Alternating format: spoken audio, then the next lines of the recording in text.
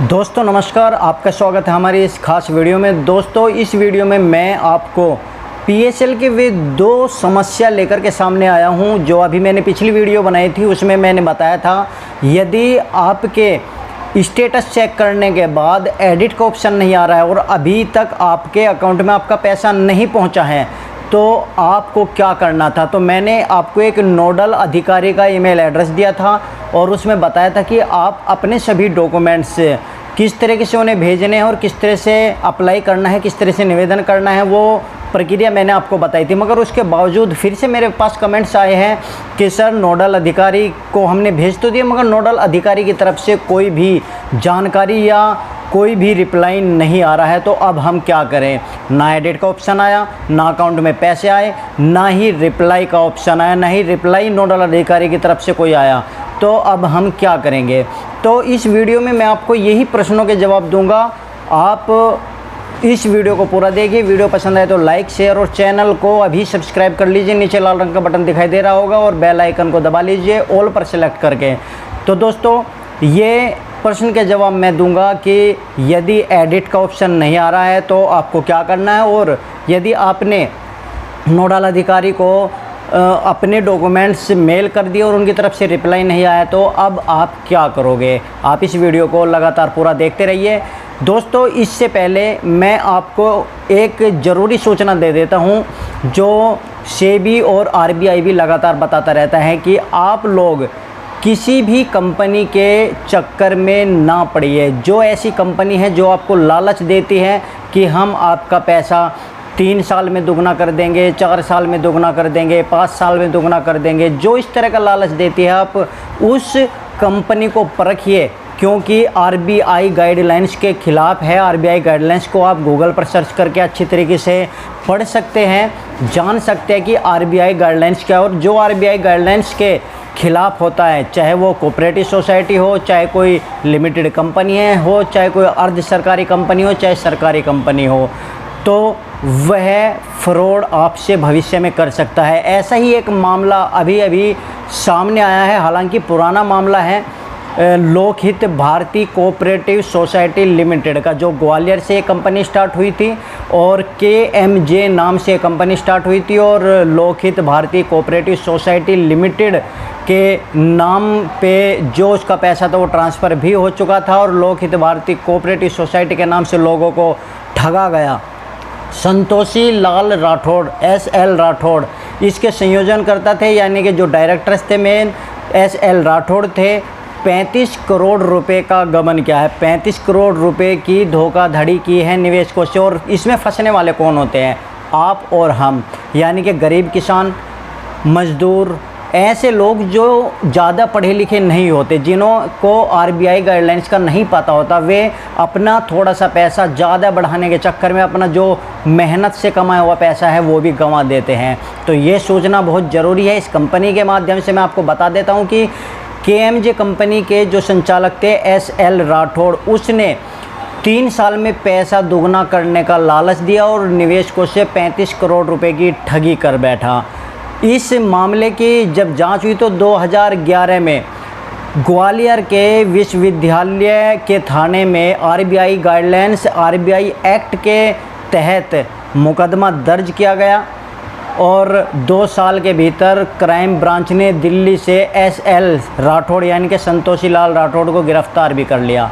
मगर जब गिरफ्तार किया तो संतोषी लाल राठौड़ भोपाल में जमानत दे करके जमानत पर बाहर हो गया और जमानत लेने के बाद जमानत जंप करके फ़रार हो गया, जो अब तक फ़रार है और अभी तक पकड़ में नहीं आया है। इसकी लगातार जांच चल रही है, आखिर SL राठौड़ यानी कि संतोषी लाल राठौड़ कहाँ गया। आप स्क्रीन के ऊपर कुछ फ़ोटोज़ भी देख रहे होंगे, ये KMJ कंपनी के कुछ डायरेक्टर्स हैं और संतोषी लाल राठौड़ भी इनमें ही हैं। आप ये दूसरा पोस्टर भी देखिए जिसमें संतोषी लाल राठौड़ भी आपको नज़र आ रहे होंगे। ये संतोषी लाल राठौड़ का फ़ोटो भी है। यदि संतोषी लाल राठौड़ आपको कहीं दिखाई दे तो आप अपने नज़दीकी थाने में जानकारी भी दे सकते हैं या हजीरा थाने में आप इसकी जानकारी दे सकते हैं। आपको पुलिस प्रशासन की तरफ से इनाम भी दिया जाएगा और आपका नाम गुप्त भी रखा जाएगा। मैं आपको पूरा मामला भी बता रहा हूँ कि 2011 में तो आरबीआई एक्ट के तहत मुकदमा दर्ज हुआ था। और फिर 2018 में राजकुमार जी ने 11 लोगों के खिलाफ 406, 419 और 420 धारा के तहत भी मुकदमा दर्ज कराया था। ये 11 लोग कौन कौन थे मैं आपको बता देता हूँ। ये 11 लोग जो थे उनके नाम हैं सत्येंद्र कुमार राठौड़ जो ग्वालियर से हैं, गोपाल गुप्ता आगरा से है, सुनील सिंह ग्वालियर से हैं, दिलीप कुमार जैन, सत्येंद्र सिंह शिकरवर, मनोज कुमार सविता, जयप्रकाश नायक, राजेंद्र बाबू, महेश कुमार सोलंकी, रविकांत आरोलिया, सैयद राशिद दिल्ली से है। और सिगरा थाने में राजकुमार जी ने इन लोगों के खिलाफ 2018 में मुकदमा भी दर्ज कराया था। तो यदि आप लोगों को इन लोगों की कुछ जानकारी हो, कहीं आपके आसपास दिखाई दे या कुछ नया इन लोगों के मन में प्लान आ रहा हो और आपको फिर से ठगी करने का मौका ढूंढ रहे हो और आपको पता चले, तो अपने नज़दीकी थाने में आप लोग इसकी जानकारी दे सकते हैं। दोस्तों, अब इसकी जो जांच पड़ताल और गिरफ्तारी करने का काम दिया गया है वो हजीरा पुलिस को दिया गया। अब हजीरा पुलिस का काम है कि कहीं से भी एसएल संतोषी को गिरफ्तार किया जाए, क्योंकि एसएल संतोषी फरार है। जमानत लेने के बाद जमानत जंप करके फरार हुआ है, इसलिए पुलिस की दबिश दी जा रही है। और इन लोगों को जो डायरेक्टर थे, कुछ लोग अंदर है, कुछ लोग अभी भी बाहर है। और ख़ास तौर पर ये जो संचालन करता था KMJ का, जिसने लोकहित भारतीय कोऑपरेटिव सोसाइटी लिमिटेड के तहत लोगों को लूटा है, उनसे भी ख़ास तौर पर इस व्यक्ति की तलाश में पुलिस लगातार ढूंढ रही है। रिश्तेदारों के घर, इनकी बहन के घर और इनकी 2 पत्नी थी, पहली पत्नी के घर पर भी इनका पोस्टर लगाया गया है। ग्वालियर की सड़कों पर गली में इनका पोस्टर लगाया गया है। और इतना ही नहीं, संतोषी लाल राठौड़ ने लगभग 12-13 राज्यों में अपना ये धंधा चला रखा था और 12-13 राज्यों में अलग अलग जगह इनके पोस्टर भी लगाए गए हैं। ये अभी तक फरार हैं। इनको पकड़वाने में पुलिस प्रशासन ने आप लोगों की मदद का भी आह्वान किया है, आपको उचित इनाम देने का भी बोला गया है और जो जानकारी देगा उसकी जानकारी गुप्त रखने का भी बोला गया है। ये जानकारी गुप्त रहेगी। और दोस्तों, मैं आपको बता देता हूँ कि 35 करोड़ का ये ठगी का मामला है जो आप लोगों से ही लूटा गया है, आप ही के भाइयों से लूटा गया है। आगे कोई कंपनी इस तरह से काम ना कर सके। इतने बड़े बड़े काम हो चुके हैं, इतनी कंपनियां भाग चुकी हैं, लेकिन फिर भी लोगों को समझ में नहीं आ रहा है कि आखिर पैसा क्यों ऐसी कोऑपरेटिव सोसाइटी में लगाते हैं जिनका कुछ भविष्य नहीं, जो अभी स्टार्ट होती है, 5-10 साल से स्टार्ट होती है, पैसा लेकर भाग जाती है। क्यों लगाते हैं समझ में नहीं आता। ये लोग अनपढ़ लोगों को, किसान लोगों को बेवकूफ़ बनाने की कोशिश करते हैं, उनकी मेहनत का पैसा लेते हैं और फिर लूट करके भाग जाते हैं। अभी तक जो सूचना हमें मिली है, अभी तक एसएल संतोषी नहीं पकड़ा गया है, जो एक इनका अभिकर्ता समझ लीजिए या निवेशक समझ लीजिए। उन्होंने जो सूचना दी हमें, उन्होंने बताया कि अभी तक ये नहीं पकड़ा गया है। उन्होंने वीडियो बनाने का आग्रह किया था, तो मैंने वीडियो बना दी है। मनोज आयुर्वेदा जी ने हमें ये सारी जानकारी दी थी और हम उन्हीं के माध्यम से ये जानकारी अपने चैनल के माध्यम से आप लोगों को सूचित कर रहे हैं कि यदि भविष्य में ऐसी कोई कंपनी आपके सामने आती है तो आप कभी भी ऐसी कंपनियों के झांसे में ना पड़िएगा। तो दोस्तों, ये जानकारी आप अपने दिमाग में रखिएगा कि अब कहीं भी आपको लुटना नहीं है। तो दोस्तों, अब मैं बात कर लेता हूँ PSL की।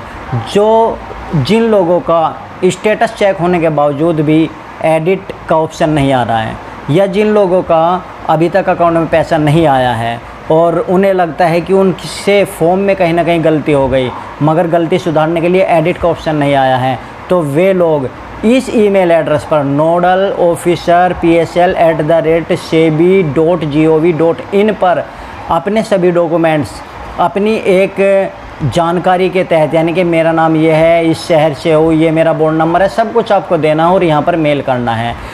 आपको मैं बता देता हूँ, जब फाइल अटैच करोगे तो इसमें आपको अपने डॉक्यूमेंट्स सारे लगाने हैं जो आपने फॉर्म भरते समय लगाए थे। सारी जानकारी आपको देनी है, जो गलती है वो भी आपको बतानी है और उनसे रिक्वेस्ट करना है कि हमारा बैंक अकाउंट नंबर भी आपको भेजना है, उस बैंक अकाउंट नंबर में अपना पैसा मंगाना है। ये पहला क्वेश्चन था जो लोगों का एडिट का ऑप्शन नहीं आ रहा था। मैं पिछली वीडियो में भी बता चुका था, मगर उसके बावजूद भी बहुत सभी के ये क्वेश्चंस आ रहे थे कि सर हमें बताइए हमें कैसे करना है। तो भाई, इस पर ईमेल करना है आपको, जिनका एडिट का ऑप्शन नहीं आ रहा है, जिनसे कोई फॉर्म में गलती हो गई है, तो उनको ये काम करना है। दूसरा प्रश्न इसी से मिलता हुआ है कि नोडल अधिकारी को तो हमने मेल कर दिया, मगर नोडल अधिकारी की तरफ से हमारे पास कोई रिप्लाई नहीं आया, ना ही उन्होंने कोई एडिट का ऑप्शन हमें भेजा है। तो देखिए आपने आज मेल किया तो आपके पास कल ही एडिट का ऑप्शन नहीं आ जाएगा।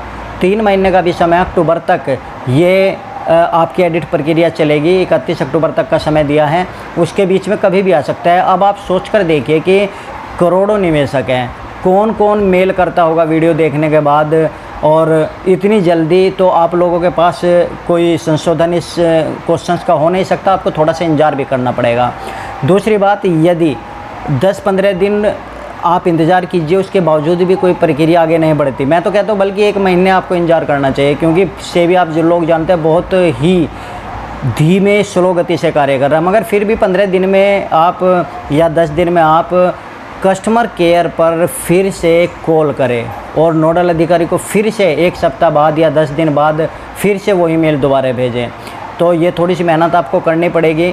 आज नहीं कल कुछ ना कुछ आपका संशोधन इसमें होगा, कुछ ना कुछ आपको रिप्लाई मिलेगा, और नहीं मिलता तो आप कस्टमर केयर, जो मेरे स्क्रीन के ऊपर ये नंबर दे रखा है, इस कस्टमर केयर पर कॉल करके अपनी जानकारी दीजिए, बताइए हमने नोडल अधिकारी को मेल किया था मगर कोई रिप्लाई नहीं है, अपनी सारी समस्या बताइएगा आप लोग। तो दोस्तों इस वीडियो में इतना ही, वरना आगे और प्रश्न भी बहुत है और ज़्यादा क्वेश्चन लूँगा तो बहुत लंबी वीडियो हो जाएगी। अगली वीडियो में आपसे फिर मिलूँगा। वीडियो पसंद है तो वीडियो को लाइक, शेयर और चैनल को सब्सक्राइब जरूर कीजिए। धन्यवाद, थैंक यू वेरी मच हमारी वीडियो देखने के लिए। Thank you so much.